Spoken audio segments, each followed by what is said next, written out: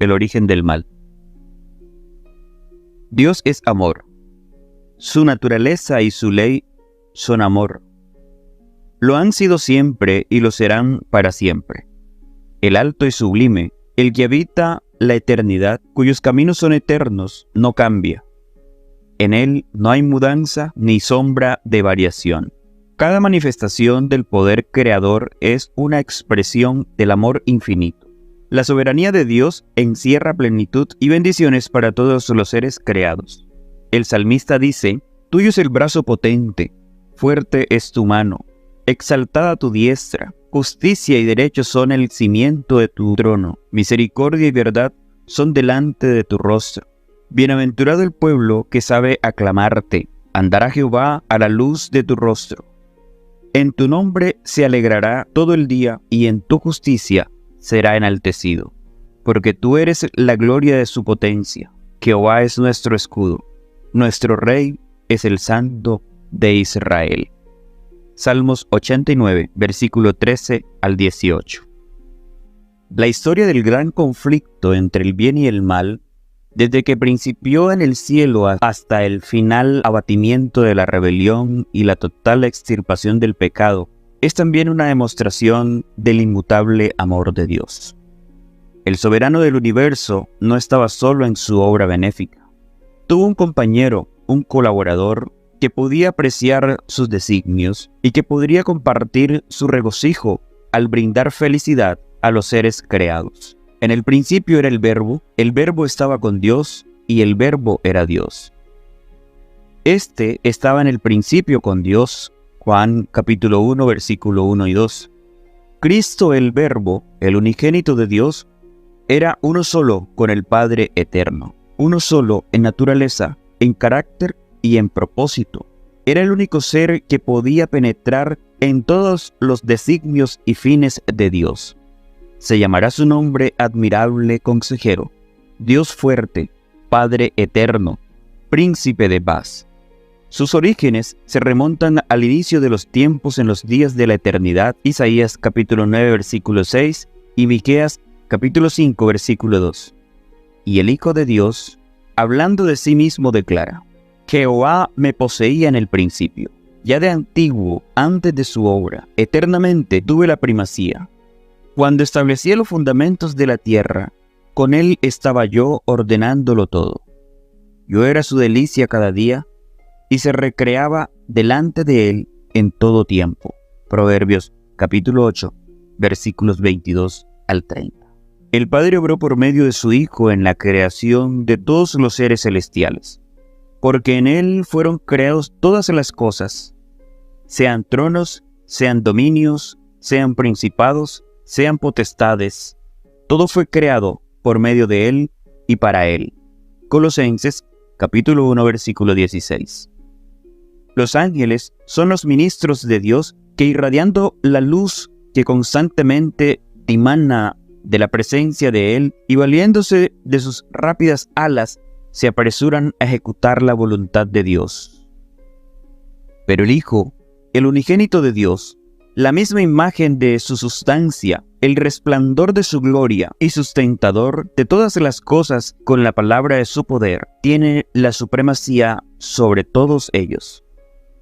Un trono de gloria, excelso desde el principio, era el lugar de su santuario, una vara de equidad, el cetro de su reino, alabanza y magnificencia delante de él, poder y hermosura en su santuario. Misericordia y verdad van delante de tu rostro.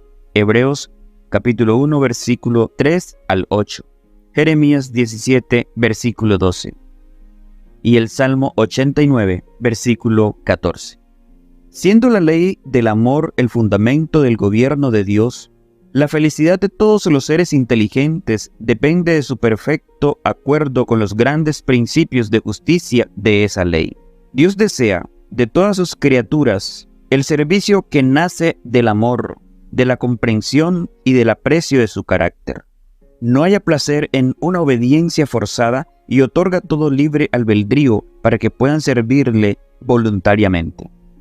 Mientras todos los seres creados reconocieron la lealtad del amor, hubo perfecta armonía en el universo de Dios.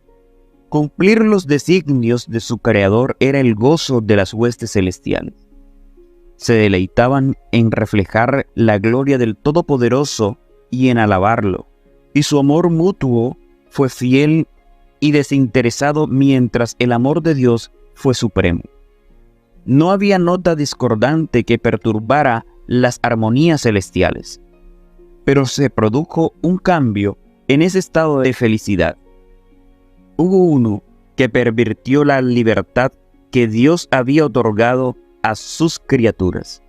El pecado se originó en aquel que después de Cristo había sido el más honrado por Dios y que era el más exaltado en poder y en gloria entre los habitantes del cielo. Lucifer, el hijo de la mañana, era el principal de los querubines, cubridores, santo e inmaculado.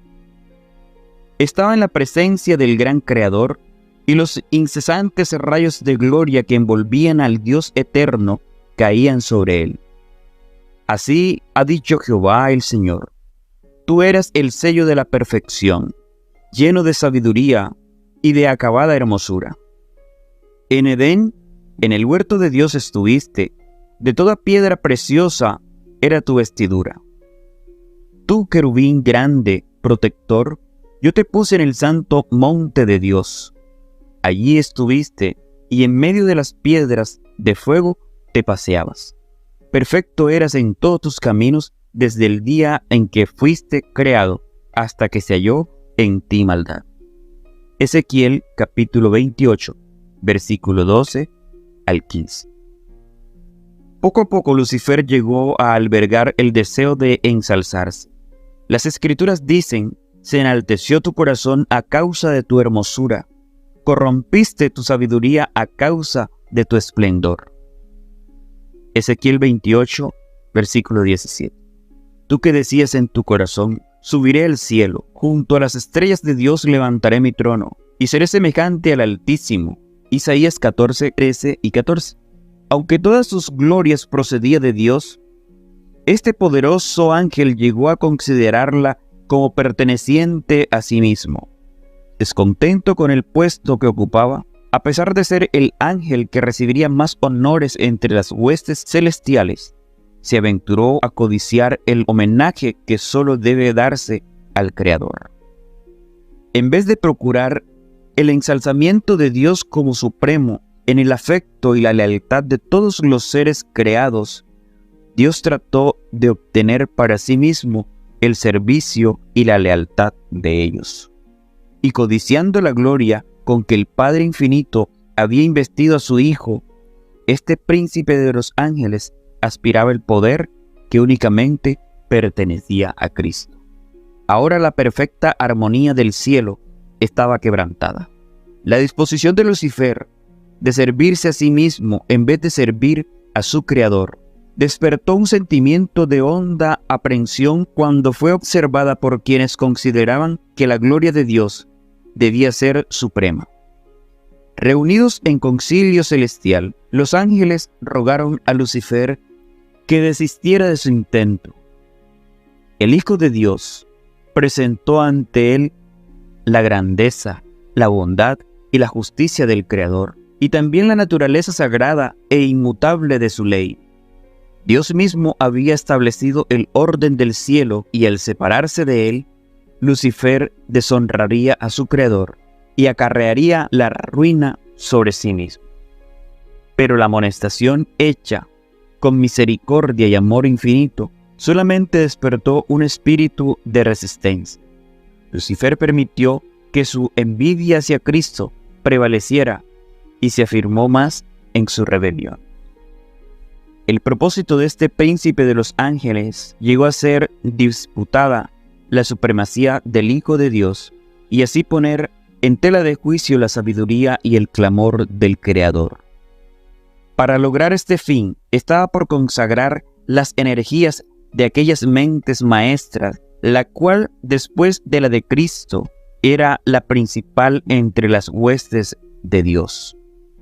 Pero aquel que quiso que sus criaturas tuviesen libre albedrío, no dejó a ninguna de ellas invertida en cuanto a los sofismas perturbadores con los cuales la rebelión procuraría justificarse. Antes de que la gran controversia iniciara, debía presentarse claramente a todos la voluntad de aquel cuya sabiduría y bondad eran la fuente de todo su regocijo.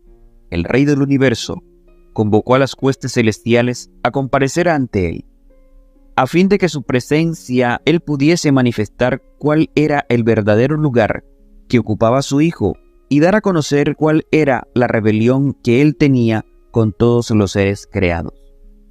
El Hijo de Dios compartió el trono del Padre y la gloria del Ser eterno que existía por sí mismo cubrió a ambos. Alrededor del trono se congregaron los santos ángeles, una vasta e inmutable muchedumbre, millones de millones, y los ángeles más elevados, como ministros y súbditos, se regocijaron en la luz que la presencia de la deidad caía sobre ellos. Ante los habitantes del cielo reunidos, el Rey declaró que ninguno, excepto Cristo, el Hijo unigénito de Dios, podía penetrar en la plenitud de sus designios y que a éste le estaba encomendada la ejecución de los grandes propósitos de su voluntad. El Hijo de Dios había ejecutado la voluntad del Padre en la creación de todas las huestes del cielo, y a Él, así como a Dios, debían ellas tributar homenaje y lealtad. Cristo había de ejercer aún el poder divino en la creación de la tierra y sus habitantes. Pero en todo esto no buscaría poder o ensalzamiento para sí mismo, en contra del plan de Dios, sino que exaltaría la gloria del Padre y ejecutaría sus fines de beneficencia y amor. Los ángeles se reconocieron con mucho gozo la supremacía de Cristo, y postrándose ante Él, le rindieron su amor y adoración. Lucifer se postró con ellos, pero su corazón se libra un extraño y feroz conflicto. La verdad, la justicia y la lealtad luchaban contra los celos y la envidia. La influencia de los santos ángeles pareció por algún tiempo arrastrarlo con ellos, mientras en melodiosos acentos se elevaban himnos de alabanza cantados por miles de alegres voces. El espíritu del mal parecía vencido. Indecible amor conmovía su ser entero. Al igual que los inmaculados adoradores, su alma se llenó de amor hacia el Padre y su Hijo, pero luego se llenó de orgullo de su propia gloria. Volvió su deseo de supremacía y nuevamente dio cabida a la envidia hacia Cristo. Los altos honores conferidos a Lucifer no fueron justipreciados como dádiva especial de Dios y por lo tanto no produjeron gratitud alguna hacia su Creador. Se ejecutaba de su esplendor y elevado puesto y aspiraba a ser igual a Dios.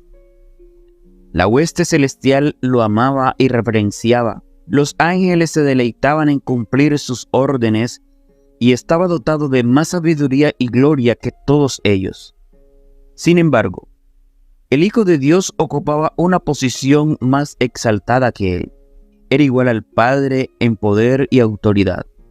Él compartía los designios del Padre, mientras que Lucifer no participaba de los concilios de Dios. ¿Por qué?, se preguntaba el poderoso ángel, ¿debe Cristo tener la supremacía?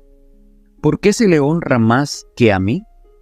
Abandonando su lugar en la inmediata presencia del Padre, Lucifer salió a difundir el espíritu de descontento entre los ángeles.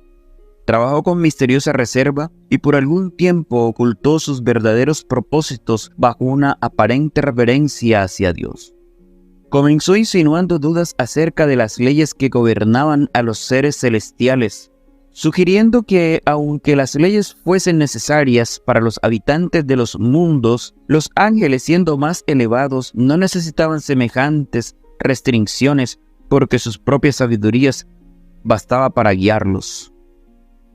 Ellos no eran seres que pudiesen acarrear deshonra a Dios. Todos sus pensamientos eran santos y errar era tan imposible para ellos como para el mismo Dios. La exaltación del Hijo de Dios como igual al Padre fue presentada como una injusticia cometida contra Lucifer, aunque según se alegraba tenía también derecho a recibir reverencia y honra.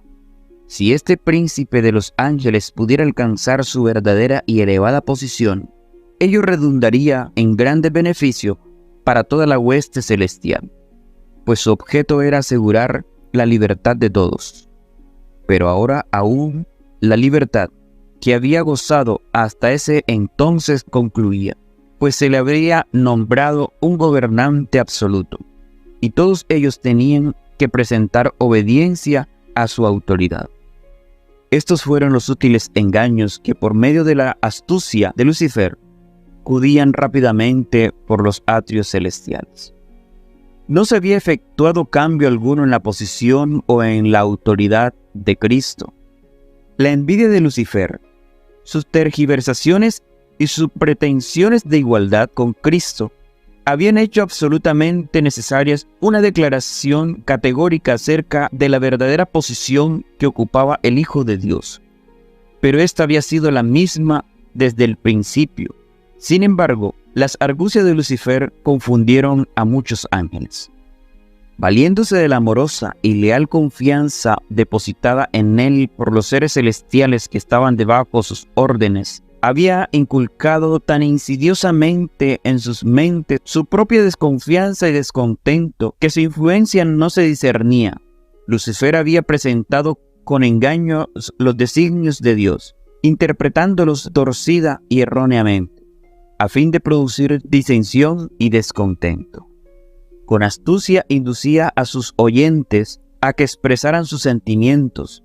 Luego, cuando así convenía a sus intereses, repetía estas declaraciones en prueba de que los ángeles no estaban del todo en armonía con el gobierno de Dios. Mientras aseveraba tener perfecta lealtad hacia Dios, insistía en que era necesario que se hicieran cambios en el orden y las leyes del cielo para asegurar la estabilidad del gobierno divino.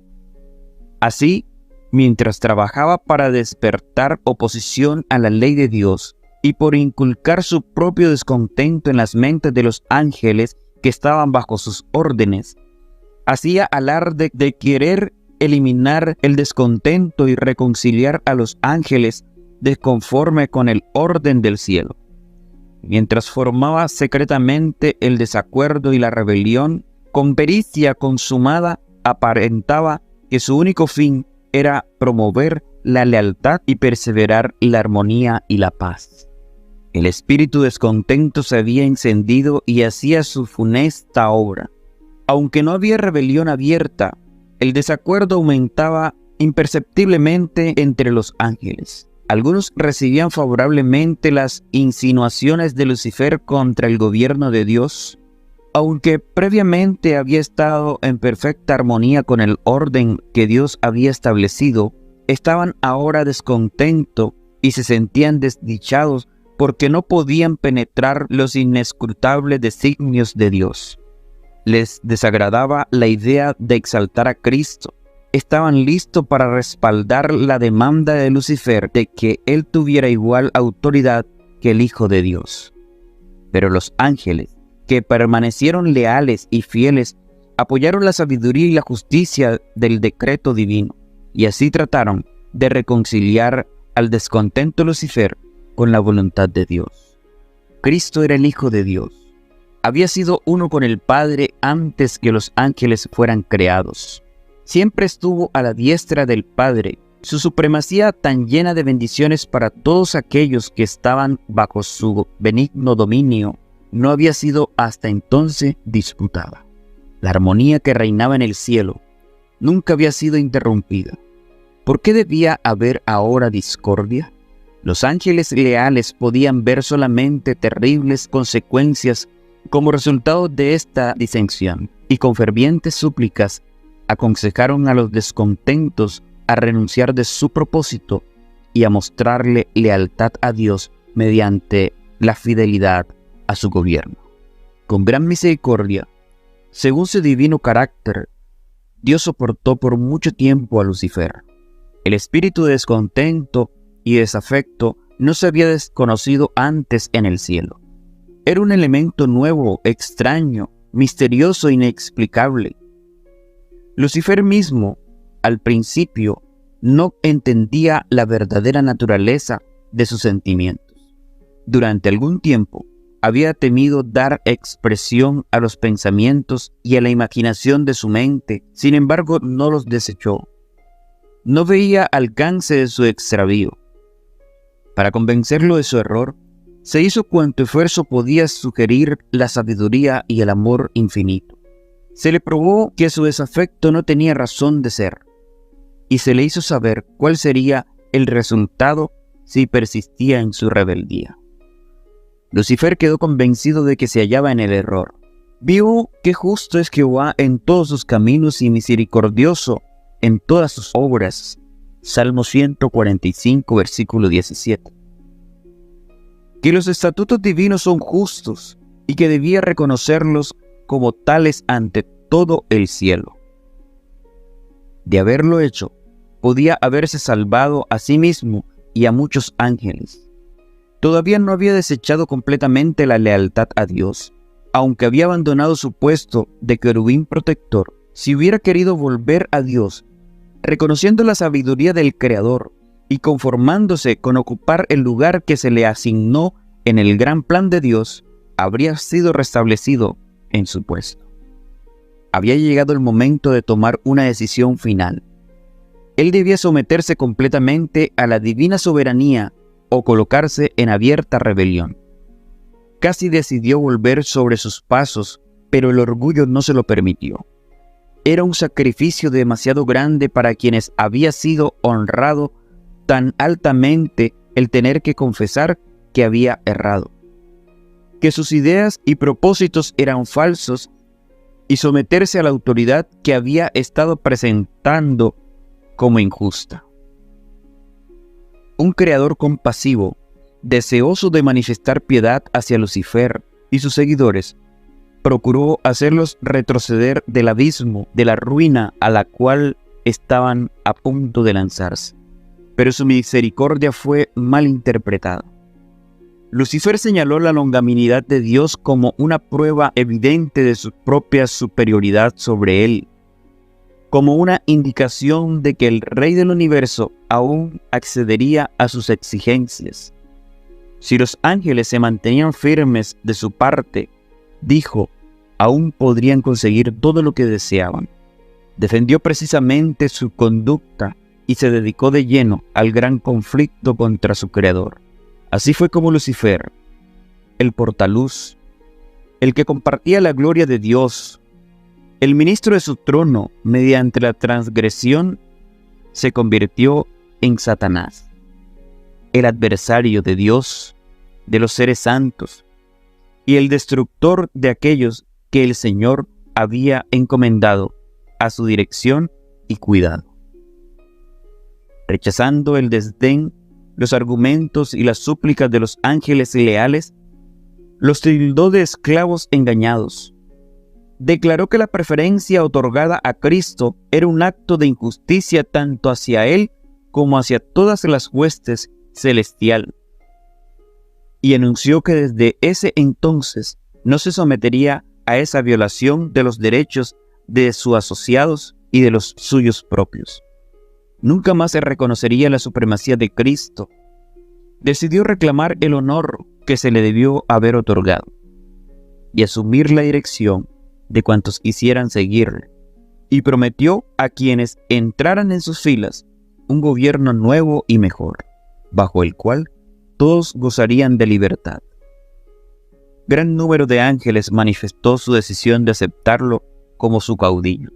Engreído por el favor que recibieran sus designios, alentó la esperanza de atraer a su lado a todos los ángeles para hacerse igual a Dios mismo y ser obedecido por toda la hueste celestial. Los ángeles leales volvieron a instar a Satanás y a sus simpatizantes a someterse a Dios. Les presentaron el resultado inevitable en caso de rehusarse. El que los había creado podía vencerlo y castigar severamente su rebelde osadía, Ningún ángel podía oponerse con éxito a la ley divina, tan sagrada como Dios mismo. Advirtieron y aconsejaron a todos que hicieran oídos sordos a los razonamientos engañosos de Lucifer e instaron a él y a sus secuaces a buscar la presencia de Dios sin demora alguna y a confesar el error de haber puesto en tela de juicio la sabiduría y la autoridad divina. Muchos estaban dispuestos a prestar atención a este consejo, a arrepentirse de sus defectos y a pedir que se les admitiera en el favor del Padre y del Hijo. Pero Lucifer tenía otro engaño preparado. El poderoso rebelde declaró entonces que los ángeles que se le habían unido habían ido demasiado lejos para retroceder, que él estaba bien enterado de la ley divina y sabía que Dios no los perdonaría. Declaró que todos aquellos que se sometieran a la autoridad del cielo serían despojados de su honra y de sagrado. En cuanto a él se refería, estaba dispuesto a no reconocer nunca más la autoridad de Cristo. Manifestó que la única salida que les quedaba a él y a sus seguidores era declarar su libertad y obtener por medio de la fuerza los derechos que no se les quiso otorgar de buen grado. En lo que concernía a Satanás mismo, era cierto que ya había ido demasiado lejos en su rebelión para retroceder. Pero no ocurría lo mismo con aquellos que no habían sido cegados por sus engaños. Para ellos, el consejo y las súplicas de los ángeles leales abrían una puerta de esperanza, y si hubieran entendido la advertencia, podrían haber escapado del lazo de Satanás. Pero permitieron que el orgullo, el amor a su jefe y el deseo de libertad ilimitada los dominasen por completo. Y los ruegos del amor y la misericordia divinos fueron finalmente rechazados. Dios permitió que Satanás continuara con su obra hasta que el espíritu de desafecto se transformó en una activa rebelión. Era necesario que sus planes se desarrollaran en toda su plenitud para que su verdadera naturaleza y tendencia fueran vistas por todos. Como querubín ungido, Lucifer había sido altamente exaltado. Era muy amado por los seres celestiales y su influencia sobre ellos era poderosa. El gobierno de Dios incluía no solo a los habitantes del cielo, sino también los de todos los mundos que había creado.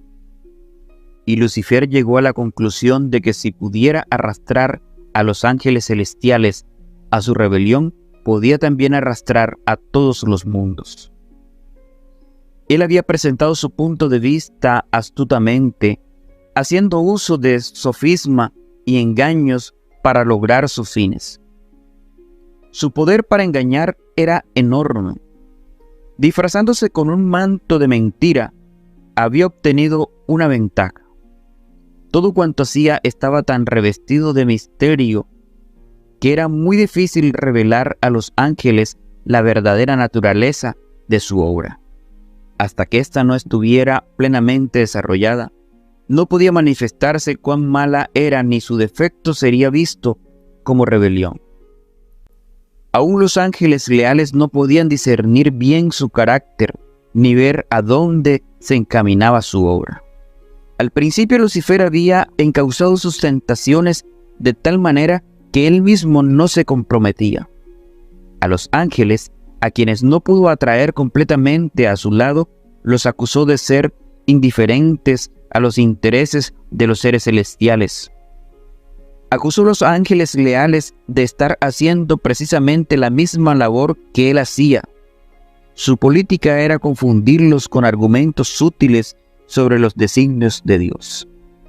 Cubría de misterio todo lo sencillo y por medio de astuta perversión ponía en duda las declaraciones más claras de Jehová. Y su elevada posición, tan íntimamente relacionada con el gobierno divino, daba mayor fuerza a sus pretensiones. Dios podía emplear únicamente aquellos medios que fueran compatibles con la verdad y la justicia. Satanás podía velarse de medios que Dios no podía usar: la lisonja y el engaño. Había procurado falsear la palabra de Dios y había tergiversado el plan de gobierno divino, alegando que el Creador no actuaba con justicia al imponer leyes a los ángeles, que al exigir sumisión y obediencia de sus criaturas buscaba solamente su propia exaltación. Por lo tanto, era necesario demostrar ante los habitantes del cielo y de todos los mundos que el gobierno de Dios es justo y su ley perfecta. Satanás había fingido que procuraba fomentar el bien del universo. El verdadero carácter del usurpador y su verdadero objetivo debían ser comprendidos por todos. Debía dársele tiempo suficiente para que se revelara por medio de sus propias obras inicuas. La discordia que su proceder había causado en el cielo, Satanás la atribuía al gobierno de Dios. Todo lo malo, decía, era resultado de la administración divina. Alegaba que su propósito era mejorar los estatutos de Jehová. Por consiguiente, Dios le permitió demostrar la naturaleza de sus pretensiones para que se viera el resultado de los cambios que él proponía hacer en la ley divina. Su propia labor había de condenarle. Satanás había dicho desde el principio que no estaba en rebeldía. El universo entero había de ver el engañador desenmascarado. Aun cuando Satanás fue arrojado del cielo, la sabiduría infinita no lo aniquiló, puesto que solo el servicio inspirado por el amor puede ser aceptable para Dios. La lealtad de sus criaturas debe basarse en la convicción de que es justo y misericordioso. No por estar los habitantes del cielo y de los mundos preparados para entender la naturaleza o las consecuencias del pecado, no podrían haber discernido la justicia de Dios en la destrucción de Satanás. Si se les hubiese suprimido inmediatamente, algunos habrían servido a Dios por temor más bien que por amor. La influencia del engañador no había sido anulada totalmente, ni se habría extirpado por completo el espíritu de rebelión. Para el bien del universo entero, a través de los siglos sin fin, era necesario que Satanás desarrollara más ampliamente sus principios para que todos los seres creados pudieran reconocer la naturaleza de sus acusaciones contra el gobierno divino, y para que la justicia y la misericordia de Dios y la inmutabilidad de su ley quedasen establecidas para siempre. La rebelión de Satanás había de ser una lección para el universo a través de todos los siglos venideros, un testimonio perpetuo en cuanto a la naturaleza del pecado y sus terribles consecuencias. Los resultados del gobierno de Satanás y sus efectos sobre los ángeles y los hombres demostrarían el resultado inevitable que se obtiene al desechar la autoridad divina. Darían testimonio de que la existencia del gobierno de Dios extraña el bienestar de todos los seres que Él creó. De esta manera, la historia de este terrible experimento de la rebelión iba a ser una perpetua salvaguardia para todos los seres santos, para evitar que sean engañados acerca de la naturaleza de la transgresión, para salvarlos de cometer pecado y sufrir sus consecuencias. El que gobierna en los cielos ve el fin desde el principio.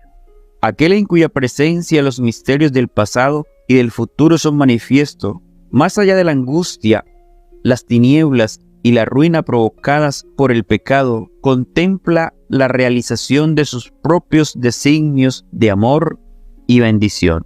Aunque haya nubes y oscuridad alrededor de él, justicia y juicio son el camino de su trono. Salmos 97, versículo 2. Y esto lo entenderán algún día todos los habitantes del universo, tanto los leales como los desleales. Él es la roca cuya obra es perfecta, porque todos sus caminos son rectos. Es un Dios de verdad y no hay maldad en él. Es justo y recto. Deuteronomio 32, versículo 4. Esta lectura es tomada del libro Patriarcas y Profetas de Elena Harmon de White,